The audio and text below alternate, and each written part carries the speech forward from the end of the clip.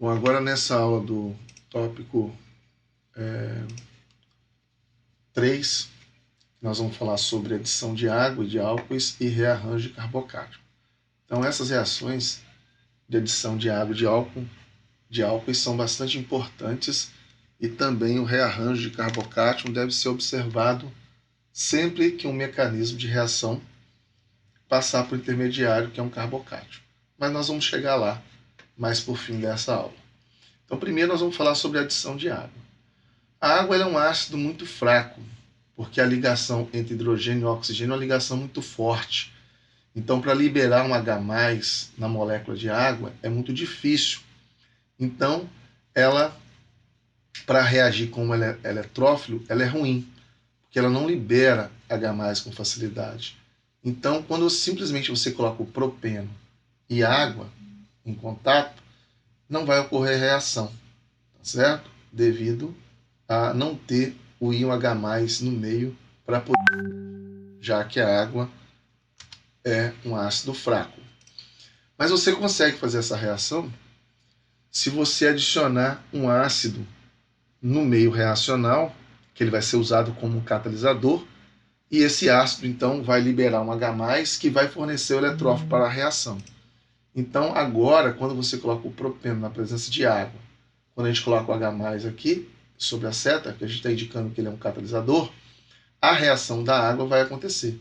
O hidrogênio se adiciona ao carbono da dupla mais hidrogenado, e o OH- vai se adicionar ao carbono da dupla menos hidrogenado, seguindo lá a regra do Markov-Nikov. Então você tem como sendo o propan-2-ol o produto principal. Percebo que a seta que está aqui sobre, mostrando aqui o sentido da reação, ela está mostrando um equilíbrio. É porque nós temos reações também, que nós vamos estudar posteriormente em outros capítulos, o contrário, uma reação de desidratação da molécula de álcool. Então, essa reação ela está em equilíbrio. Você pode adicionar água catalisada por ácido, assim como você também pode eliminar a água da molécula do propan-2-ol, também catalisado por ácido. Então, a gente vai ter sempre essa reação ocorrendo em equilíbrio. Então, o ácido que participa da reação, no mecanismo nós vamos mostrar o íon hidrônio. O que é o íon hidrônio? Como ele se forma? Por exemplo, eu uso nessa reação de adição de água ácido sulfúrico como catalisador. Como ele é um catalisador, ele é colocado em quantidade pequena. Então, a molécula de água que está lá no meio, o par de elétrons do oxigênio, busca o hidrogênio do ácido, formando então esse íon hidrônio, que é o que nós representamos no mecanismo como participante da reação, tá certo? E esse aqui é o contraíon do ácido sulfúrico que se forma. Então, essa é a base conjugada do ácido sulfúrico. Então, quem na verdade está reagindo nesse processo não é a água pura, não é o ácido sulfúrico, e sim essa água que está protonada, que é o íon hidrônio. Então, mesmo na presença de outro nucleófilo, aquele contraíon do ácido que eu mostrei agora há pouco, a reação ela vai ocorrer com a água, pois a concentração da água está muito maior no meio. Lembra que eu falei que eu estou usando o ácido sulfúrico como catalisador, e por isso ele vai ser usado em pequena quantidade? Então, a concentração de água no meio está muito maior.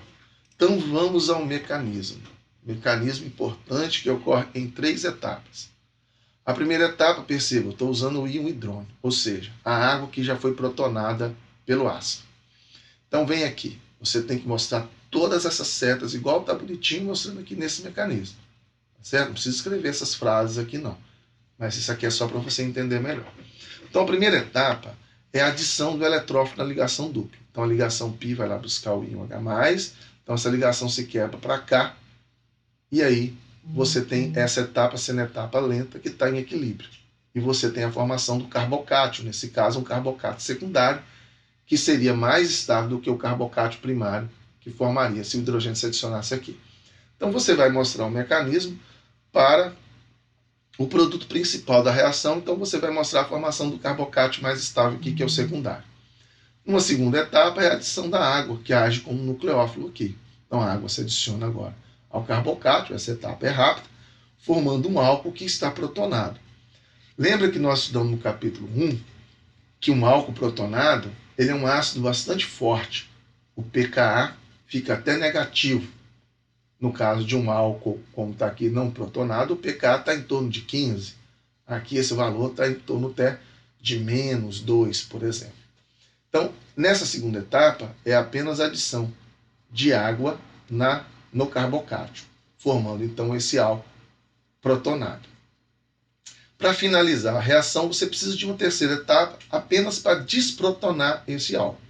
Então você vai usar a água, que você tem um monte lá no meio, e o par de elétrons dela vai buscar esse hidrogênio, e esse par de elétrons vai vir para esse oxigênio para eliminar essa carga positiva, e aí você tem agora o álcool, produto principal desprotonado, ao mesmo tempo que você mostra que o catalisador foi regenerado.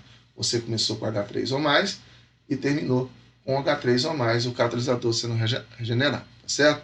Então o pH da solução ele é maior do que o pKa do álcool protonado, como eu já falei aqui, um álcool protonado tem um pKa negativo, por isso é que esse álcool protonado ele perde um próton pela absorção desse próton pela água, tá certo? O pH da solução ele não é tão baixo, porque o ácido sulfúrico que você está usando aqui é apenas um catalisador, certo? Então vamos analisar agora o diagrama de energia versus o progresso da reação para essa reação de adição do propeno. Então nós temos aqui o propeno reagindo com H3 ou mais, porque a reação está sendo catalisada por um ácido, como nós mostramos no mecanismo anterior. Então na primeira etapa de mais alta energia, por isso é a etapa mais lenta de formação do carbocátion, que aqui é o intermediário da reação. E aqui é o estado de transição, aqui é o intermediário da reação. Numa segunda etapa, essa água se adiciona ao carbocátion, então você tem a segunda etapa da reação. Perceba que a energia de ativação dela é menor, então, portanto, ela é mais rápida do que a primeira etapa. E aí você tem o álcool protonado. Novamente, você tem uma energia de ativação baixa, e aí a água pode desprotonar esse álcool protonado aqui e formar o produto principal. Para essa reação, está mostrando que o produto principal é mais estável do que o próprio reagente, né? Mas a reação ela está em equilíbrio, como eu expliquei anteriormente. Então você tem as 3 etapas do processo aqui e você sabe que a primeira etapa é a etapa determinante da velocidade, a mais lenta, porque ela tem uma maior energia de ativação. Agora, na adição de álcoois, você segue a mesma maneira de adição de água. Mesmo porque a diferença do álcool para a água é que você trocou um hidrogênio da água por um grupo alquila, um CH3, por exemplo, no caso do metanol aqui mostrado. Então, o álcool também, para se adicionar a um alqueno, precisa de ácido como catalisador e a reação também ela se encontra em equilíbrio. Então, o hidrogênio se adiciona ao carbono mais hidrogenado e o grupo CH3O-, que nós chamamos de íon alcóxido, ele vai se adicionar ao carbocátion secundário gerado aqui, produzindo então éter, que é o 2-metoxipropano aqui. Então, o mecanismo da reação catalisada por ácido, ela é exatamente igual ao mecanismo de água, só que nós estamos usando aqui um álcool. Então, novamente, os elétrons π do alqueno buscam o eletrófilo H+, essa ligação se quebra, o par de elétrons vem para o oxigênio, essa etapa é lenta, formando um carbocátion, liberando o álcool que não está protonado. O álcool agora se adiciona o par de elétrons, né? Você mostra a seta indicando o par de elétrons para cá, o oxigênio se adiciona ao carbocátion numa etapa rápida, formando esse éter agora que está protonado ainda. Numa terceira e última etapa, o álcool que você tem lá no meio, um monte, né? Que é um reagente da reação, ele pode abstrair esse próton H+, desse éter protonado, esse par de elétrons vem para cá para neutralizar essa carga positiva no oxigênio, gerando então o éter como produto principal e recuperando o seu catalisador que foi utilizado aqui no início, que é um álcool protonado, já que essa reação ocorre com o álcool na presença de ácido como catalisador. Então esses são os dois mecanismos que são muito parecidos. Cuidado, na hora de representar, você tem que mostrar os pares de elétrons, você tem que mostrar as cargas e você tem que mostrar as setas, beleza? Bom, Seguindo agora com o capítulo, nós vamos falar sobre rearranjo carbocático. Pessoal, então toda vez que você tiver um mecanismo de reação, isso vai ocorrer em outros capítulos também, que você tiver um carbocático como intermediário da reação, você tem que observar se há possibilidade de um rearranjo de carbocático. Então, vou colocar dois exemplos para vocês. O primeiro é que quando você faz a reação do 3-metil-but-1-eno com HBr, aí você tem esses dois produtos. Bom, se você adiciona o hidrogênio aqui e o bromo aqui, você não vê esse produto na reação. Ah, desculpa, você tem um produto minoritário, ele aparece aqui sim, desculpa. Se você adiciona o hidrogênio aqui e o bromo aqui, você tem esse produto aqui. Mas ele é o produto minoritário, ele não é o produto principal. Como é que esse produto aqui foi formado, sendo que a ligação dupla não está neste carbono aqui? Né? Não tem ligação dupla nesse carbono. Como é que esse produto foi formado? Então, o 2-bromo-2-metilbutano ele é um produto inesperado nessa reação. Então, nós vamos explicar daqui a pouco como que ele é formado e tem a ver com esse rearranjo carbocático. Um outro exemplo aqui é que também esse 2-cloro 2,3-dimetilbutano também é um produto inesperado. Quando eu adicionar HCl na ligação dupla, se o hidrogênio se adiciona aqui e o cloro aqui, eu tenho esse produto, mas ele não é o produto principal, como ocorre aqui em cima. O produto principal é esse. E esse carbono aqui, onde o cloro se adicionou, ele não tem ligação dupla nele. Então, como é que esse cloro conseguiu se adicionar ali? Então, tem a ver com o rearranjo carbocático. Então, o primeiro que nós vamos explicar aqui é o primeiro exemplo mostrado no slide anterior. Vai ser um rearranjo de deslocamento 1,2 de hidreto de hidrogênio. Então, os carbocatos eles só se rearranjam quando eles forem se tornar mais estáveis, como você vai ver nesse exemplo desse mecanismo aqui. Então, você tem essa ligação π buscando o eletrófilo H+ aqui e esse bromo quebrando para lá. Normalmente, essa ligação quebrando para lá, indo em direção ao bromo. Normalmente, como nós explicamos na primeira aula desse capítulo. E aí você tem a formação de um carbocato secundário. Então, é nesse momento que ocorre o rearranjo. Se não ocorrer o rearranjo, esse Br-, você tem que mostrar a setinha aqui, dizendo que esse Br- está atacando aqui, formando esse produto. Mas esse produto não é o produto principal, mas ele pode se formar. O produto principal é esse, que ocorre então com esse rearranjo. Esse hidrogênio que está aqui, essa seta está mostrando para você que essa ligação está sendo desconectada desse hidrogênio com esse carbono e está sendo conectada neste carbono do lado aqui, que tem carga positiva. Então, onde é um CH, está formando um CH2, e aonde você tinha esse carbono aqui ligado no hidrogênio, passa a ser um carbocátion. Bom, esse rearranjo só ocorreu porque o carbocátion, aquele é secundário e aquele é terciário.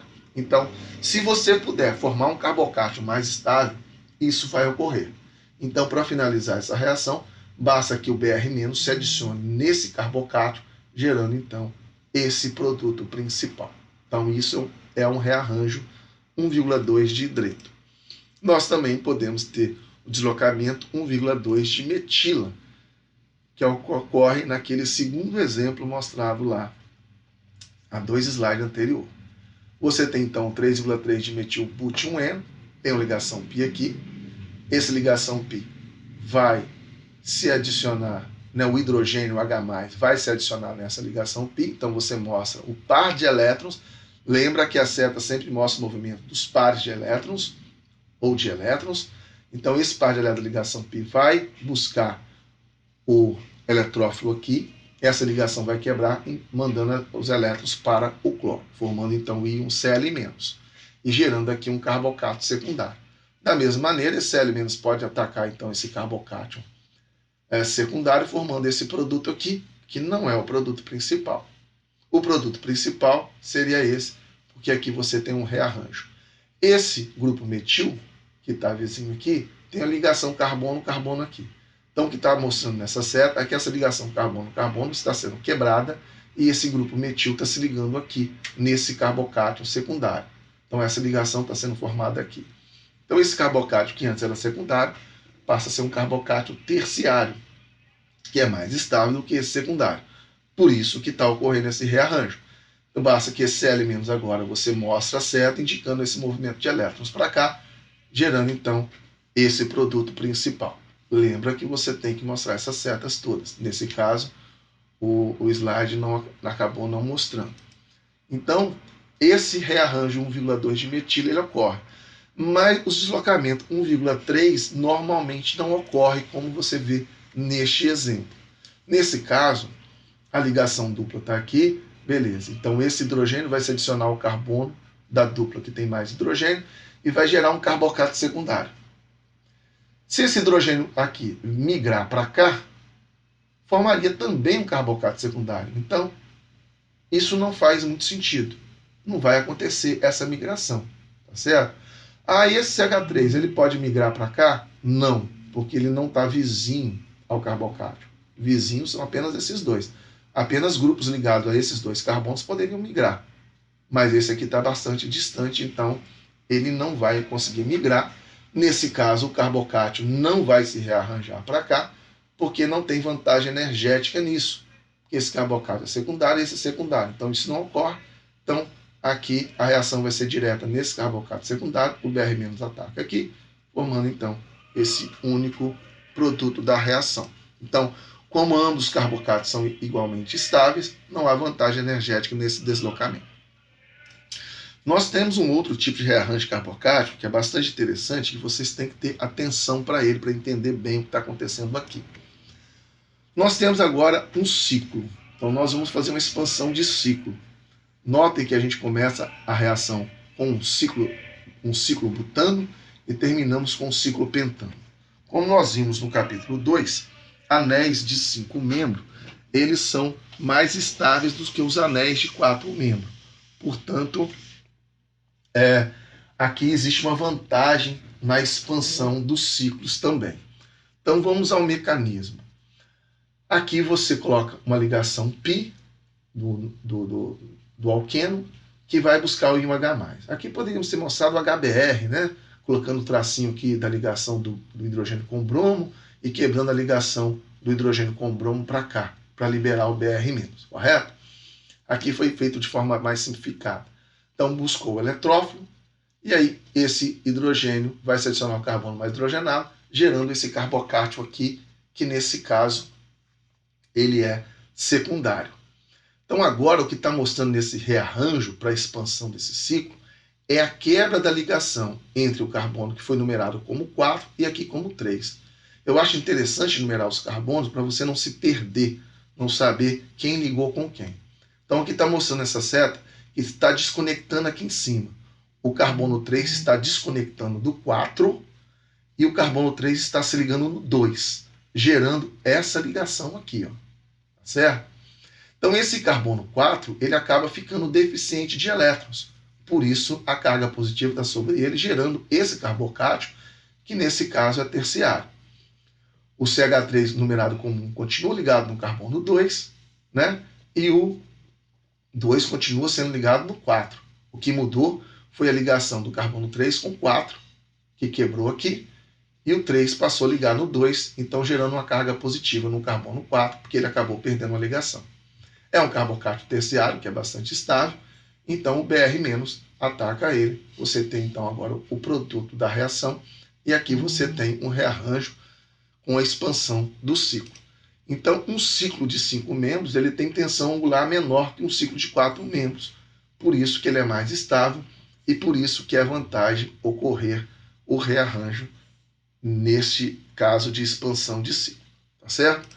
Então, nós terminamos essa importante aula sobre adição de água e de álcoois e também falamos sobre rearranjo carbocático. Até a próxima aula.